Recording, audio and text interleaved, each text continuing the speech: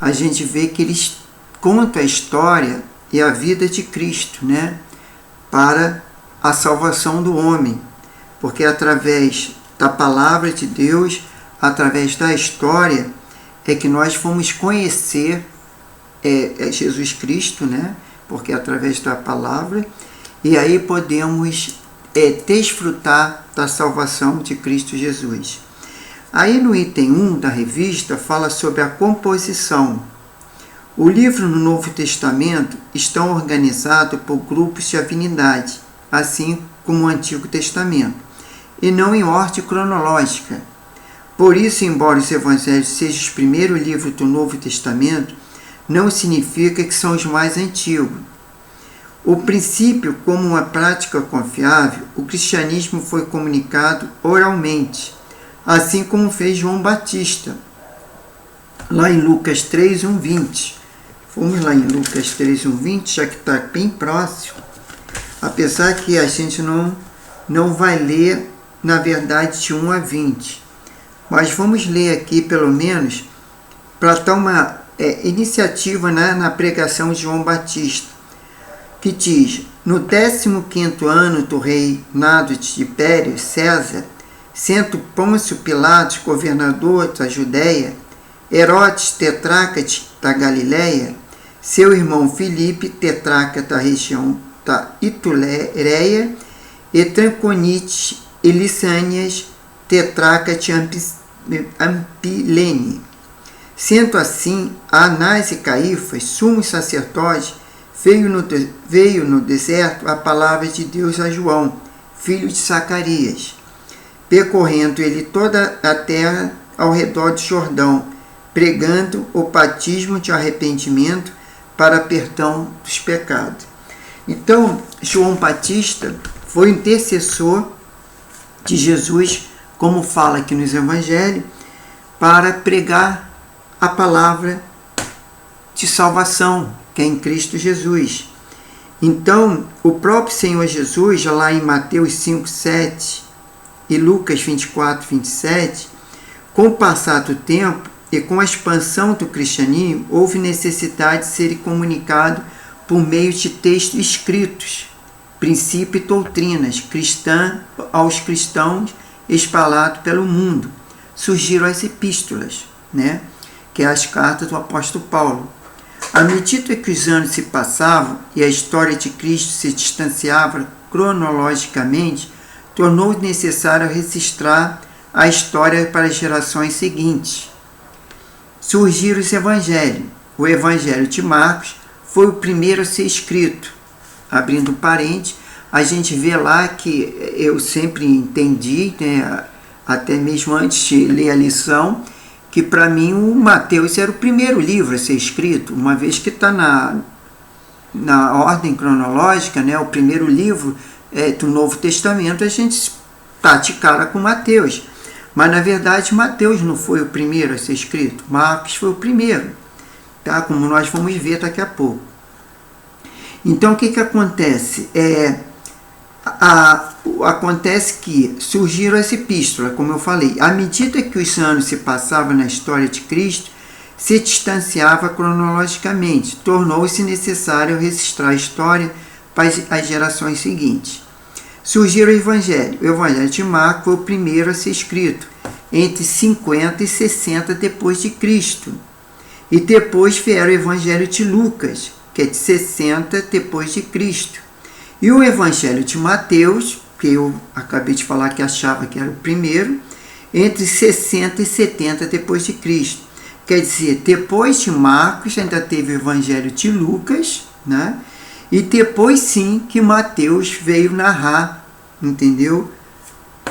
A história, né, do nosso Senhor e Salvador Jesus Cristo. Por fim, o Evangelho de João foi escrito entre 85 e 90. Isso quer dizer, João, nessa ordem cronológica da Bíblia, do Novo Testamento, vamos dizer assim, está no lugar correto, que ele foi o quarto evangelho, né, a ser escrito. Então, diz que aí nesse pedacinho da revista que fala o Evangelho para hoje, fala que os 4 evangelhos foram escritos para preservar a história do Senhor Jesus.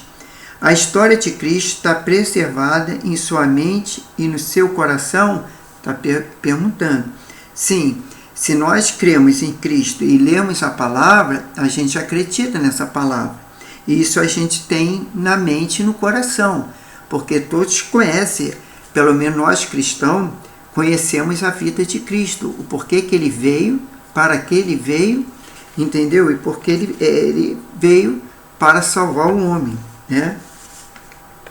E o aspecto sinótico, no item 2, diz o seguinte: ao ler os evangelhos, um estudioso do Novo Testamento pergunta: por que os 3 primeiros evangelhos, Mateus, Marcos e Lucas, são tão parecidos entre si? É uma pergunta. E por que o evangelho de João é tão diferente dos demais? Mateus, Marcos e Lucas são denominados evangelhos sinóticos. A expressão sinótica é derivada do grego, que significa ver junto, ou sob a mesma visão. A ideia expressa no termo que o exame dos 3 primeiros evangelhos é mais eficaz quando se estudados juntos. Vejamos em percentual no quadro comparativo dos 4 evangelhos. Então diz o seguinte: passagem exclusiva do evangelho.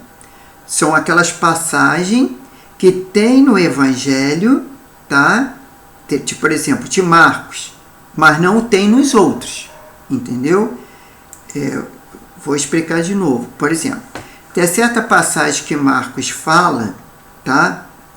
No evangelho, né? Como eu já falei, o evangelho é a vida, narrar a vida de Jesus aqui na terra, desde o nascimento até a sua ascensão aos céus.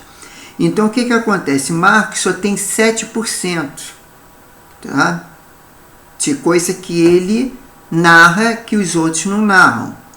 Já Mateus tem 42%, que é narrado sobre a história de Cristo. E Lucas, 59%. E João, 92%. Isso quer dizer que as passagens exclusivas do Evangelho pertencem mais a João, já que ele tem 92%, e menos é Marcos, que só tem 7%. Quer dizer, a gente pode ser o seguinte, concluir o seguinte, que João ele tem mais conteúdo, tá, na questão da história de Cristo, já que ele tem 92% de passagem exclusiva do Evangelho. Já nas passagens repetidas em outros evangelhos, tá? Vamos dizer, Marcos, as passagens que é repetida é 93%. Em Mateus é 58%, Lucas 41% e João apenas 8%.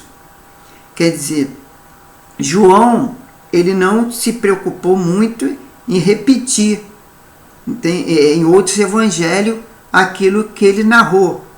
Já Marcos, ele praticamente repetiu, tá? Então, foi questão que foi repetido aquelas passagens narradas. Pela tabela, vemos que o Evangelho de Marcos tem uma grande parte do seu conteúdo repetido nos demais evangelhos, enquanto o Evangelho de João é quase todo exclusivo. Sim, mas aí deixa eu até, de repente, me desculpe, que eu talvez me expressei mal. Na verdade, as passagens repetidas em outros evangelhos é que questão que 93% repetida é do Evangelho de Marcos, até porque ele foi o primeiro. Então, Mateus ali copiou algumas passagens narradas, né? Vamos dizer assim, pelo Marcos.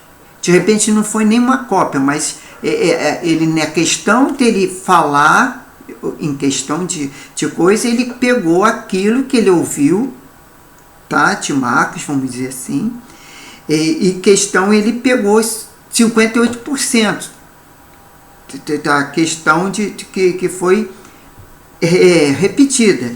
Já Lucas 41% e João apenas 8%, tá? Então a gente vê que até que ponto é possível saber se um evangelista usou material de outro evangelista.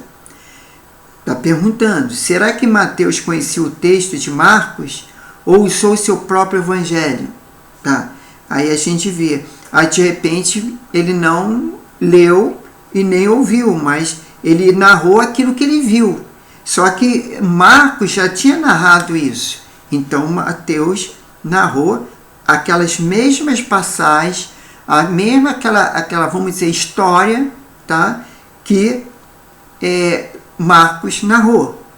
Lucas estaria mencionado, Marcos ou Mateus, como fonte de sua pesquisa, conforme Lucas 1:4, conforme nós lemos na introdução.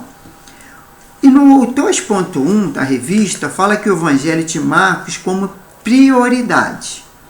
A teoria com maior aceitação entre os estudiosos, também conhecida como prioridade de Marcos, como Marcos foi o primeiro evangelho a ser escrito, esta teoria propõe que Mateus e Lucas copiaram várias passagens de Marcos, mas também usaram outras fontes que Marcos conhecia.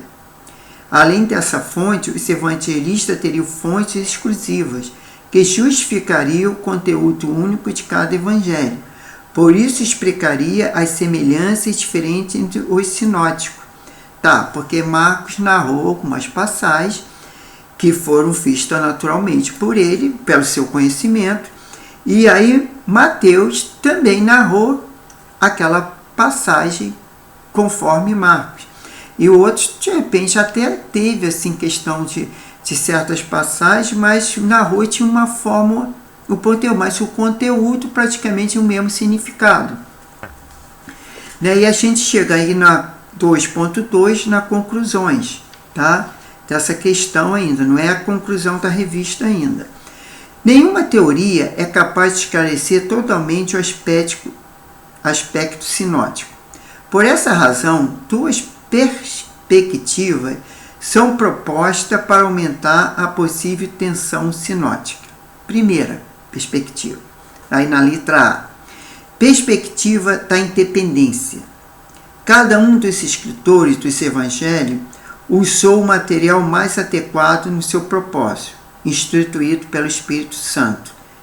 Que a gente sabe que todos eles, ao narrar essas histórias do evangelho, na Bíblia, eles foram guiados e orientados pelo Espírito Santo. Claro que cada um tem a sua forma e, de repente, se expressar.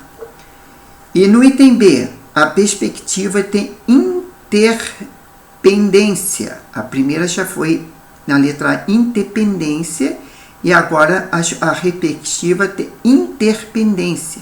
Os escritores conheciam a história de Jesus pessoalmente, ou por meio de que foi comunicado pelos apóstolos, instruído pelo Espírito Santo. Concluímos que os escritores dos evangelhos podem ser usados materiais escritos, inclusive outros evangelhos, segundo o propósito de Deus. Isso explica a similaridade entre os evangelhos, mas também pode ter válido ter testemunhas e tradição oral, o que explica as variações nas palavras entre um evangelho e outro. Como eu falei, de repente foram te ouvir, testemunho, e aí narraram aquele fato. Tá?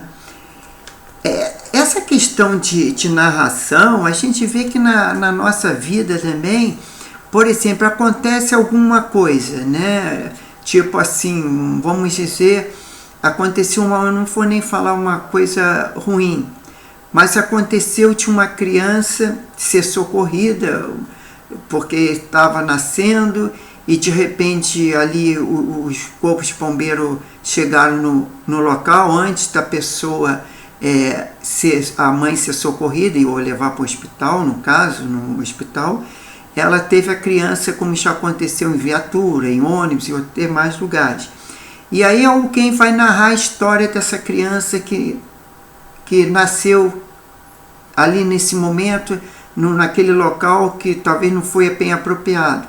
Então vai contar uma versão. Eu fui lá passando, vi que uma mãe estava sentindo dores de parto, e aí chamaram um bombeiro ou policial e tal, e ali não deu tempo para chegar no hospital. Então vai narrar, aconteceu isso, aquilo e tal. Já o outro que viu, se for chamar ele para narrar, ele vai narrar o mesmo fato que a criança nasceu, através de um socorro, assim, uma coisa inesperada, que foi um momento, mas o conteúdo e a informação seria a mesma, só que um pouco diferente uma da outra.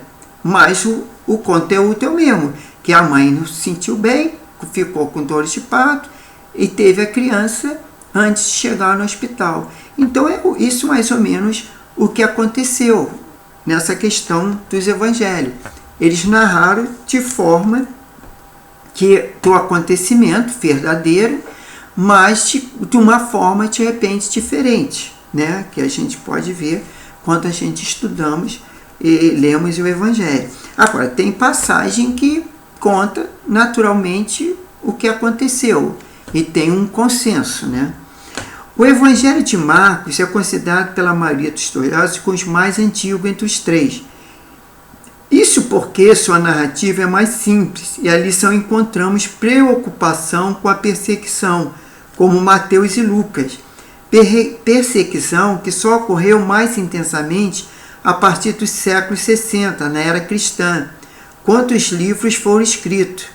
O Evangelho de João foi o último a ser escrito, expressa uma perspectiva diferente da vida de Cristo, complementando os demais evangelhos que João provavelmente já conhecia. Então é um detalhe, né? Na questão ali dos evangelhos, o Marcos não foi assim perseguido, porque foi o começo e tal.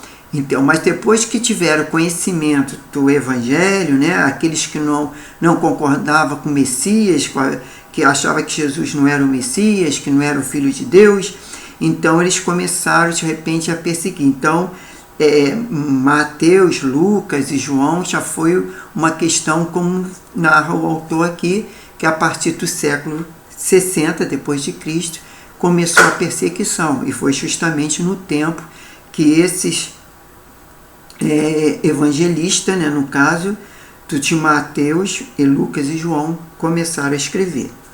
Aí a gente vem aqui, o autor coloca o Evangelho para hoje e diz o seguinte, uma pergunta: em que você passeia o seu testemunho sobre Jesus Cristo?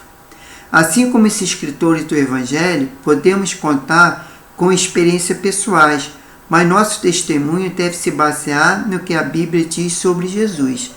Quer dizer, então, a gente hoje tem uma história. A gente, se for querer escrever um livro sobre o nosso testemunho, eu mesmo posso narrar a minha conversão, como é que eu fui criado na igreja desde pequeno, depois me afastei e vim a me converter. Então, essa história toda, a questão das questões de orações que eu respondi, que Deus, as bênçãos que Deus me deu, já, a cura de enfermidade e de demais coisas, a gente tem uma história, mas tudo baseado na questão de Jesus, que Ele é o autor e consumador da nossa fé, Ele é o nosso Senhor e nosso Salvador, e toda a honra e toda a glória para Ele. Já no item 3, fala sobre harmonia. Ao longo da história, vários estudiosos tentaram harmonizar os evangelhos. A primeira tentativa que tem conhecimento é conhecida como diatersaron, que em grego significa através dos quatro, e foi proposta por Tatiano, no segundo século da era cristã. Ele seguiu Mateus em relação ao ministério de Jesus, João em relação à morte e ressurreição de Cristo, inserindo Marcos e Lucas nos pontos que julgou mais apropriados. Outros personagens que propõem harmonizar os evangelhos foi Agostinho de Hipona. Ele afirmou que, em algumas passagens paralelas, o vocabulário poderia variar, mas a ideia transmitida seria a mesma. No século XVI, João Calvino publicou em latim uma harmonia do Evangelho de Mateus, Marcos e Lucas. Em língua portuguesa, temos a harmonia dos Evangelhos. Harmonizar o Evangelho é um empreendimento extremamente válido, pois possibilita conhecimento mais profundo sobre a história de Jesus. Juntos, esses 4 evangelhos compõem um retrato claro da vida e do ministério terreno de Cristo. A seguir, veremos 2 exemplos cinéticos de harmonização dos evangelhos. Ministério de Jesus Cristo. Houve a preparação, tá? Lá em Mateus 1 a 4 e depois 16. Então vamos lá para Mateus. Eu não vou ler todos porque são vários versículos, não vai haver tanto tempo para mais, mas pelo menos a gente, para entender melhor, a gente vai aqui em Mateus, né? 1:4, que diz: o livro da genealogia de Jesus Cristo, filho de Davi, filho de Abraão. E Abraão gerou Isaac, Isaac gerou Jacó, Jacó gerou Judá e seus irmãos. Judá gerou Tamar e Pérez e a Zerá. Pérez gerou Herom, Herom gerou Arão. Arão gerou Amidbabe, e Amidbabe gerou Nasson, e Nasson gerou Salmão. Aí vem, lá no 16, diz o seguinte: Jacó gerou José, marido de Maria, na qual nasceu Jesus, que chama o Cristo. Aí quando a gente vai para Marcos, lá em 1:13, vamos ver o que Marcos diz. Marcos 1:13. Vamos para Marcos. A gente viu lá na genealogia de Jesus Cristo. Aqui vem Marcos 1:13. Primeiro do Evangelho de Jesus Cristo, Filho de Deus. Como está escrito, o profeta... Não, aqui ele diz Marcos 1:13. Vamos ver o que diz 13. Onde esteve 40... Não, mas isso aqui... A questão é a preparação, mas o Marcos não está falando na questão do... Embora na revista da Marcos 1:13, tá? Deixa eu ver se Lucas, ou melhor, João 1:34 ou Lucas 1:4, porque aqui ele repete o Lucas, engraçado, o mesmo capítulo e versículo de Marcos. Não, de Mateus. Vamos ver, Lucas, que fala 1:4. Tendo muito se aprendido uma narração dos fatos em que nós se cumpriram. Segundo nós transmitiram, os que desde o princípio foram deles testemunha, ocular, o ministro da palavra. E pareceu-me também conveniente descrevê-lo a ti, ó excelente Teófilo, por sua ordem, havendo já me informado minuciosamente e tudo sobre o princípio, para que tenha plena certeza das coisas que foste ensinado. Então a gente vê que primeiro teve a preparação, depois teve o ministério, né? Depois o sofrimento e a vitória de Cristo. E a passagem no item 3.2 fala sobre as passagens presentes nos 4 evangelhos. Houve a pregação de João Batista, todos eles falam. Lá temos em Mateus 3:1-2, Marcos 1:1-8, Lucas 3:1-20 e João 1:19-28. Depois temos o batismo de Jesus. Tá? Depois temos Jesus à parte para a Galileia. Depois 5.000 alimentados. É como Deus multiplica os pães e os peixes. Tem a entrada de Jesus em Jerusalém. Todos eles narram. A petição da traição contra Jesus também. A petição da negação de Pedro, né? Quando Pedro nega Jesus. O sofrimento de Jesus no Getsemane. A prisão de Jesus, todos narram. Pedro nega Jesus 3 vezes. Tem a narrativa também nos 4 evangelhos. O julgamento de Cristo. O Jesus perante Pilatos, a condenação. Crucificação e morte de Cristo, todos são narram. E na ressurreição de Cristo, todos eles narram. Não haveria tempo, né? Porque aqui, ó, isso que eu acabei de falar, está aqui na revista, e são muitos versículos, mas como eu falei, essa questão que eu narrei, né, desde a pregação de João Batista até a ressurreição de Cristo, quem tem a revista, no caso, vai ler lá em Mateus, conforme está aqui o capítulo e o versículo, e vai ver que todos eles narram esses acontecimentos. Aí o autor fala aqui do Evangelho para hoje. Ele traz uma outra... Não, nesse caso aqui ele não faz pergunta, ele só faz afirmação, que ele já fala assim. Já foi dito que os evangelhos são 4 livros e com a mesma mensagem. Jesus Cristo. Por isso não podemos negligenciar nenhum deles, precisamos estudá-los em conjunto. Tá? Então nós não podemos negligenciar nenhum deles, mas lermos e sabemos que todos ali falaram a verdade. Aí temos a conclusão. Os 4 evangelhos narram a vida e obra de Jesus, cada um com um estilo e propósito diferente, mas comunicando sempre a mesma mensagem central: a salvação em Cristo. Estudar os evangelhos de maneira harmoniosa é para buscar mais excelência no exame das Escrituras. E aqui tem aquela reflita e descida durante a semana. No primeiro da semana, tem, aliás, todos aqui são perguntas. Então vamos lá, a primeira pergunta de segunda-feira, no caso, né? Diz: os fatos registrados na Bíblia são para nossa salvação? Você crê nisto? Quer dizer, esses fatos registrados na Bíblia, tudo aquilo que aconteceu, o nascimento de Jesus, né? Os milagres que Jesus fez, a questão da morte, ressurreição de Jesus, ascensão ao céu, isso tudo são os fatos registrados para que possamos crer, né? Porque se nós cremos em Cristo, nós participamos da Santa Ceia, no qual ali que fala que o pão simboliza o corpo, e o vinho, o suco de uva, simboliza o sangue de Cristo. Por quê? Porque foi derramado seu sangue, seu corpo foi dado por nós para a nossa salvação.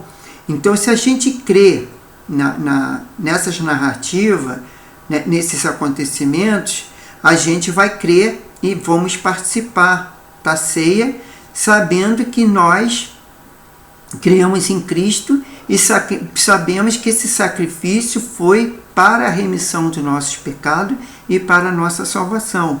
Então nós precisamos estudar, crer, né, e aceitar a Cristo esses acontecimentos, porque são verdadeiros e para a nossa salvação.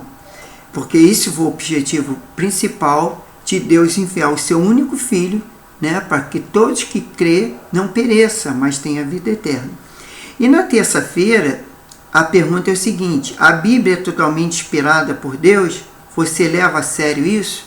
Sim, a Bíblia é inspirada por Deus, porque a gente vê que são fatos narrados, muitos fatos ali, coisas que foram faladas, foram profetizadas, até mesmo por Jesus, que hoje estão acontecendo, né? Então nós, pela fé, nós cremos que é a palavra de Deus, que é a nossa regra de fé e prática, a Bíblia Sagrada. E aí na quarta-feira a pergunta é o seguinte: a Bíblia é a palavra de Deus e não de seres humanos? Você está disposto a ouvi-lo?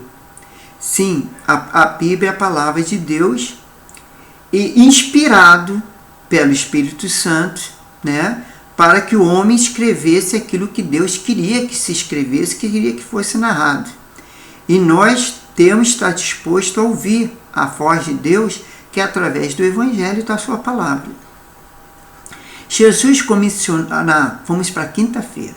A pergunta da quinta-feira é o seguinte: Jesus comissionou as mulheres para anunciarem sua ressurreição? Já experimentou fazer o mesmo? Sim, nós temos que fazer isso. As mulheres falaram que Jesus ressurgiu, e nós temos que dizer que Jesus vive. Ele ressurgiu entre os mortos e vive pelos séculos dos séculos, para que todos crer, né, que ele existe e está vivo e voltará. E na sexta-feira, a pergunta é o seguinte: Jesus venceu a morte, você está disposto a segui-lo? Sim, Jesus venceu a morte. Por isso houve a ressurreição e ele está vivo. E nós temos que segui-lo. Porque se há uma coisa que o crente tem que fazer, é seguir a Cristo. Ele não pode aceitar Jesus, se converter e seguir a ídolos, nem a outros, mas somente a Jesus. E no sábado, Pedro ficou maravilhado com a ressurreição de Jesus. Você também sente maravilhado com essa verdade? Sim, a gente tem que glorificar a Deus, a gente tem que seguir com alegria, sabendo que embora Jesus padeceu na cruz, embora ele morreu, né, o sofrimento dele ali por nós, onde levou nossas dores, nossas enfermidades, nossos pecados, mas a sua ressurreição foi a nossa vitória, porque nós somos co-herdeiro com Cristo. A palavra de Deus diz isso. Nós somos herdeiro. E nós também vamos ressurgir entre os mortos, porque se Jesus voltar e nós estivermos vivos, nós seremos arrebatados, mas se nós já tivermos morrido, nós vamos ressuscitar, como aqueles dos nossos antepassados, nossos parentes que nós já morreram, né? Que não estão mais aqui conosco, que aceitaram Jesus, se converteram, eles vão se ressurgir. E cremos até que aqueles que não aceitaram vão ressurgir, mas não para a vida eterna, mas para a condenação, porque todos serão julgados. Claro que cada um será julgado conforme o que fez, porque a gente também não pode ser que uma pessoa que nunca ouviu a palavra de Deus e que ela não teve a oportunidade de aceitar Jesus, ela venha a ser condenada.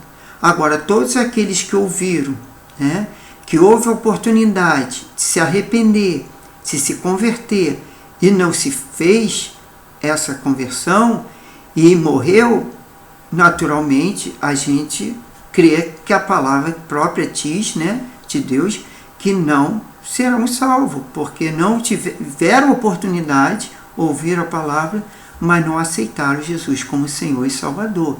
E também não seguiram a Jesus, porque o importante não é só se converter, mas seguir a Jesus, entendeu? Estar caminhando com Ele dia a dia, estar orando, conversando com Cristo, buscando cada dia mais se santificar, se edificar na palavra. Isso é muito importante.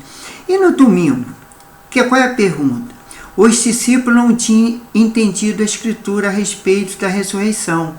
Hoje você compreende bem o sentido da morte e da ressurreição de Jesus? Sim, nós que somos cristãos e temos a palavra de Deus e cremos na palavra de Deus pela fé, nós sim compreendemos essa ressurreição de Cristo, porque é a nossa ressurreição para a vida eterna, entendeu? Porque até mesmo aqueles que estão vivos, se forem arrebatados, eles praticamente não vão ressurgir dos mortos, mas eles vão ressurgir. Nosso corpo espiritual, que é corruptível, para um corpo incorruptível, e nós não vamos ter barreiras para nós, entender, assim como Jesus não teve após ressurgir. Ele teve o corpo transformado, ele passou entre paredes, né? Então, nós cremos nisso, nós cremos porque, como eu falei já, nós somos co-herdeiros de Cristo. E eu tenho certeza, eu creio na palavra, que nós vamos ter essa oportunidade de estarmos com Cristo, se nós formos de fato filhos de Deus e seguir a Cristo. Então é isso que eu quero deixar nesta lição. E na próxima lição, a gente já vai falar sobre a lição número 6, né? Que aí já começa o livro de Mateus, né? A próxima lição será a história do livro de Mateus. Nós vamos estudar esse livro de Mateus. Eu acho até muito curto essa aula, né? Já que depois de Mateus nós vamos falar de Marcos, Lucas e João, mas eu vou tentar, através aqui, já que o escritor também, o autor da lição, ele fez uma resumo, mas eu vou ver se pego algumas coisas mais para também, resumidamente, mas aumentar aqui um conteúdo para que podamos aprender mais um pouco, além que está escrito aqui pelo autor. Então vamos orar, né, e agradecer a Deus, e vamos esperar na próxima oportunidade de nós estarmos começando a ler o livro de Mateus. Então vamos lá agradecer a Deus. Senhor Deus e Pai, muito obrigado, Senhor, por mais essa aula.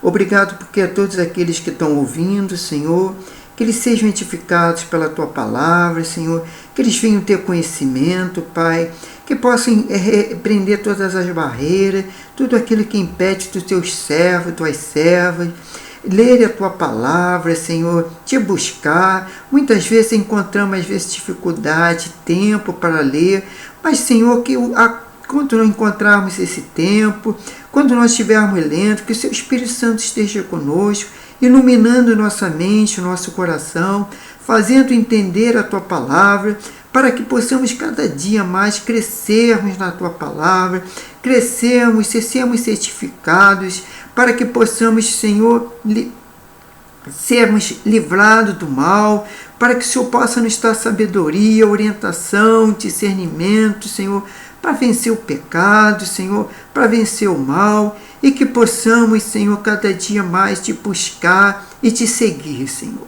Muito obrigado, Pai, por essa oportunidade, e abençoe a todos. E ter uma boa semana para todos. É que nós Te pedimos e Te agradecemos, em nome do Senhor Jesus. Amém, e graças a Deus.